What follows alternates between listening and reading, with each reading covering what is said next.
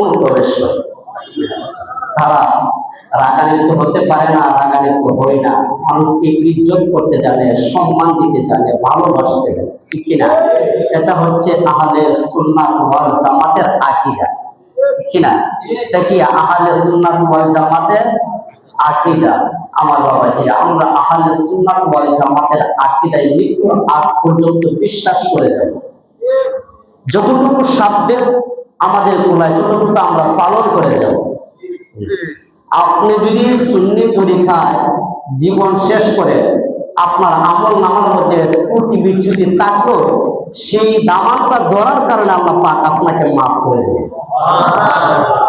এই জন্য বাবাজিরা, মহান সৃষ্টিকর্তা, সৃষ্টির যিনি স্রষ্টা, আমার আর আপনার প্রিয় নবীজি, উনাকে সৃষ্টি করে আমার আল্লাহ পাক রব্বুল আলামিন দুনিয়াতে এবং আখিরাতে 4 জন খাদিম দিয়েছিলেন। কয়জন? 4 জন। 2 জন হচ্ছে দুনিয়াতে হযরত আবু বকর সিদ্দিক এবং হযরতে উমর রাদিয়াল্লাহু তাআলা। আখিরাতে 2 জন হচ্ছে হযরত জিবরাইল আলাইহিস সালাম এবং হযরত মিকাইল আলাইহিস সালাম। সুবহানাল্লাহ। আল্লাহ পাক আদি পিতা, আদি মানব আদম সফিউল্লাহ থেকে ঈসা রুহুল্লাহ পর্যন্ত, আদি পিতা আদম থেকে ঈসা রুহুল্লাহ পর্যন্ত আমার আল্লাহ পাক কলম সৃষ্টি করে কলমকে বলেছিল তাদের আমল নামাগুলি তুমি লিখতে থাকো। সুবহানাল্লাহ। গভীর মনোযোগ বাবাজিরা, তওবার মাস, এই মাসটার কিন্তু দাম অনেক বেশি, আমরা কিন্তু জানি না।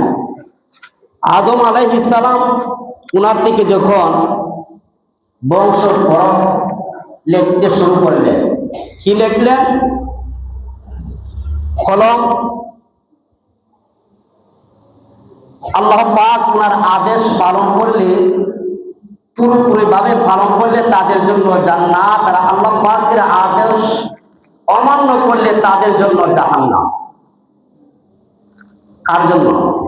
আদম থেকে ঈসা রুহুল্লাহ পর্যন্ত। গভীর মনোযোগ।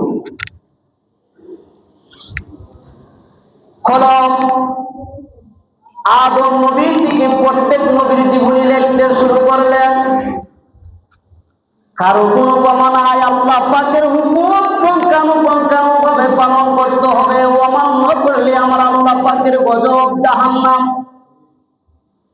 লিখতে লিখতে লিখতে লিখতে কি করলেন? আমার নবী পর্যন্ত আসলেন। আমার নবীর উম্মতের ব্যাপারে লিখবেন। আমার আল্লাহ পাক কলমকে দমন দিলেন, কলম থামো। সুবহানাল্লাহ। কলম থরথর করে কাঁপতে শুরু করলেন। এমন ভাবে কাঁপতে শুরু করলেন আর সাহস পায় না আমার নবীর উম্মতের ব্যাপারে, আমরার ব্যাপারে লিখতে। সুবহানাল্লাহ। কেমন নবীর উম্মত আমরা হয়েছি? কলমটা দেখো আল্লাহ, আদম থেকে ঈসা রুহুল্লাহ পর্যন্ত সব নবীর ব্যাপারে লিখলাম। আপনার কোনো আদেশ নাই, আপনার কোনো বারণ নাই, কিন্তু এই নবীর ব্যাপারে আমি কি লিখব? এই নবীর ব্যাপারে আমি কি লিখতাম আপনি বলে দেন। আমার আল্লাহ ডাক দিয়ে বল, কলম, ও কলম, তুমি জানো না যাকে সৃষ্টি না করলে আমি আল্লাহ তুমি কলম বানাইতাম না, এটা করতাম না। আমি তুমি কলম, আমি আল্লাহ সৃষ্টি করতাম না। কলম কাঁপতে কাঁপতে আমার আল্লাহরে ভয়, আল্লাহ কি করবো, কি লিখবো বলেন, কি করবো, কি লিখবো বলেন, আমি কি করতে পারি? কলমে রং ভাবে কাঁদতে শুরু করলেন। আমার আল্লাহ পাক রব্বুল আলামিন কলমকে বললেন, তুমি লেখো, আমার নবীর উম্মতের ব্যাপারে লেখো। আমি আল্লাহ পাক রব্বুল আলামিন আমার উম্মতের ব্যাপারে তোমাকে আদেশ দিলাম।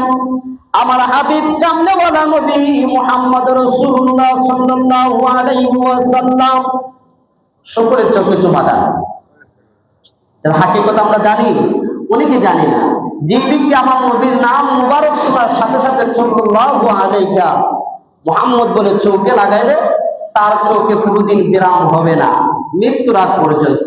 এবং ওই আমল যে ব্যক্তি করে আমার নবী তাদেরকে হাজার হাজার কোটি কোটি উম্মতের মাঝখান থেকে এই সমস্ত চোখে চুমুকা উম্মত গুলিরে আমার নবী সুপারিশ করে টেনে জান্নাতে পৌঁছায়।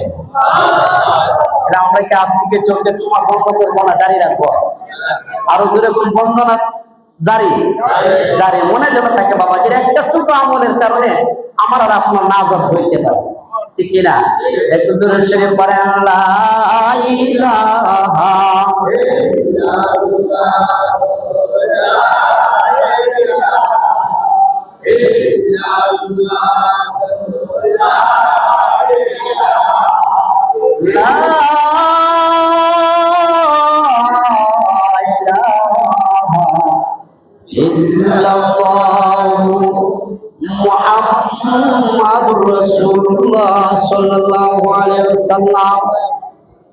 আমার আল্লাহ আদেশ করলেন, হে কলম তুমি আমার দোস্ত মুহাম্মদ রাসূলুল্লাহ সাল্লাল্লাহু আলাইহি ওয়াসাল্লাম সম্বন্ধে লিখিয়া রাখো, উম্মাহাতুল মুজনিবাতুন ওয়া রাব্বুল গাফুর।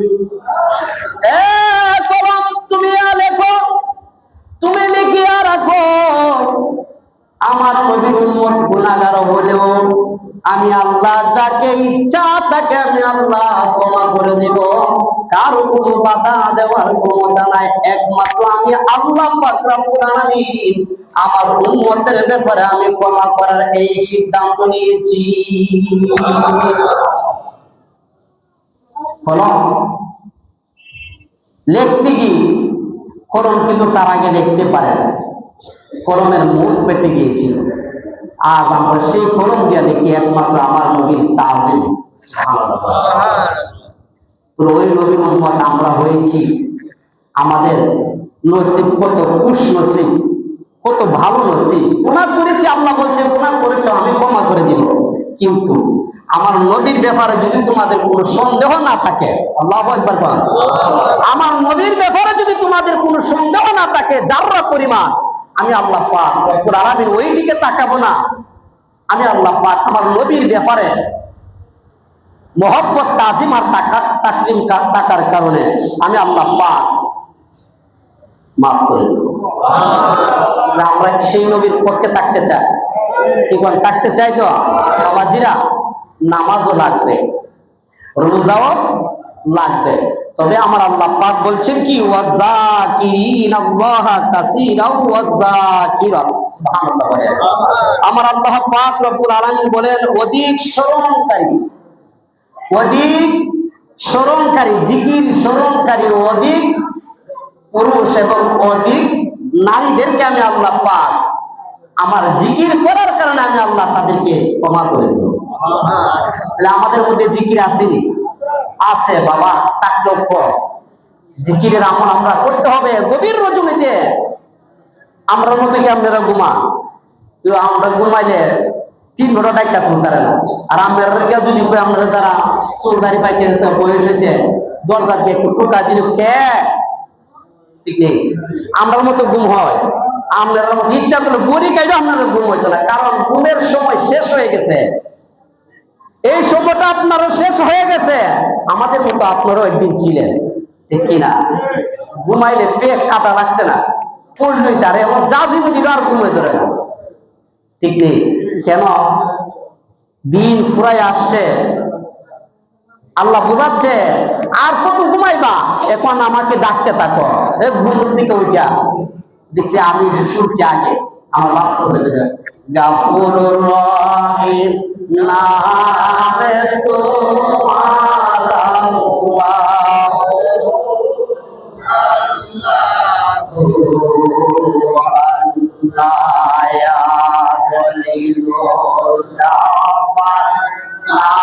নামে তোমার আল্লাহ, ও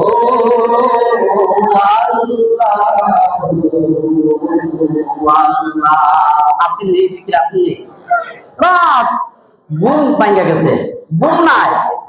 এই বুড়া বাবারা ঘরে শুনছি, আমরা সজাগ হইলে শুনছি এই মুরব্বী মানুষরা, আর মাইক পাইলে তো আরো মজা লাগছে।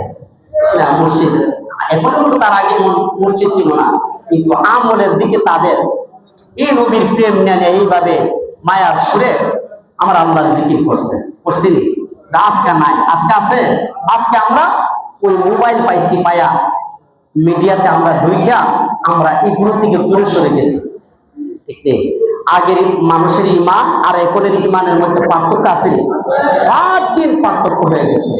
বাবাজিরা আমরা আগেরকে আমরা নিয়ে চলি। আগের টাইমে যে আমি দেখছি আগের দুরূদ শরীফ পড়লে মজা লাগে, লাগে না? আল্লাহুম্মা সাল্লি আলা ওয়া আলা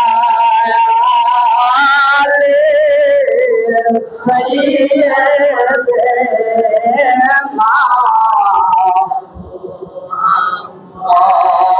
দেওয়ালা আলে সাইয়্যিদিনা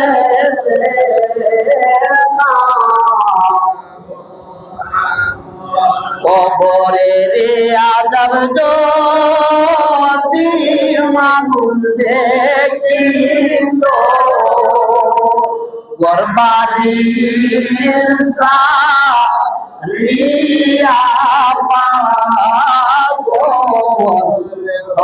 হইত ঘরবারি সারিয়া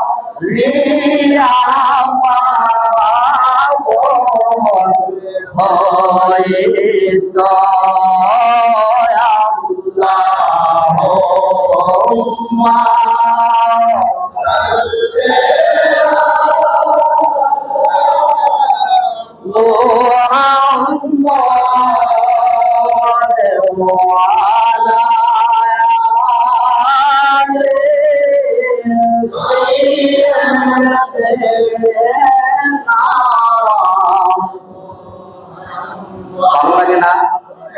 এইভাবে কয়েক মিনিট পরে দেখবেন মনটা নরম হয়ে আমনে চোখে দিয়া পানি আসবে, আসবে নি?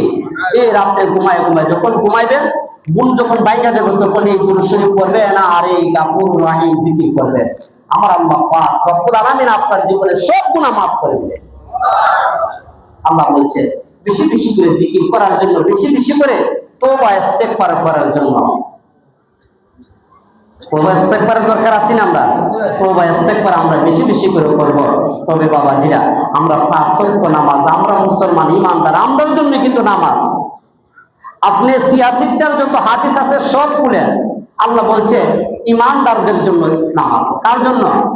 ইমানদারদের জন্য নামাজ। তাহলে আমরা ইমানদার, আমরা ইমানদার না? আমরা ইমানদার, আমরা নবীকে বিশ্বাস করি। তিনি হায়াতুন নবী রওজা মুবারকে সশরীরে জিন্দা। তিনি রওজা মুবারক থেকে উম্মতের সব খবর দেখতেছে এবং জানে। দিয়েছেন কে? আল্লাহ। এটা বিশ্বাস করার নাম কি? ঈমান। এটার নাম বিশ্বাস করার নাম ঈমান। এটা বিশ্বাস করতে হবে। যদি বিশ্বাস না করেন তাহলে আপনার নামাজ রোজায় কোনো দরকার নাই। এই নামাজ রোজা নবী যে আনছে, নবী আনছে না? নবী আনছে। যদি নবী আইনা থাকে, যে ব্যক্তি আইনা দিচ্ছে তার দাম আসেনি, তার দাম দিতে হবে। তার যদি দাম না দিয়ে সে তার দিয়েছে যে এইটা পাই আমি গরু লোক এলাকা হইব, তাহলে যিনি দিচ্ছে জিনার কারণে আমরা পাইছি, কিনার আমরা আগে রাখতে হবে। নামাজের মধ্যে আছেন আল্লাহ কি বাদ দিয়ে দিছে? আত্তাহিয়াতু লিল্লাহি ওয়া সালাওয়াতু ওয়াত তাইয়্যিবাতু আসসালামু আলাইকা আইয়ুহান নাবিয়্যু ওয়া রাহমাতুল্লাহি। আমার নবীর আল্লাহ সালাম দিছে।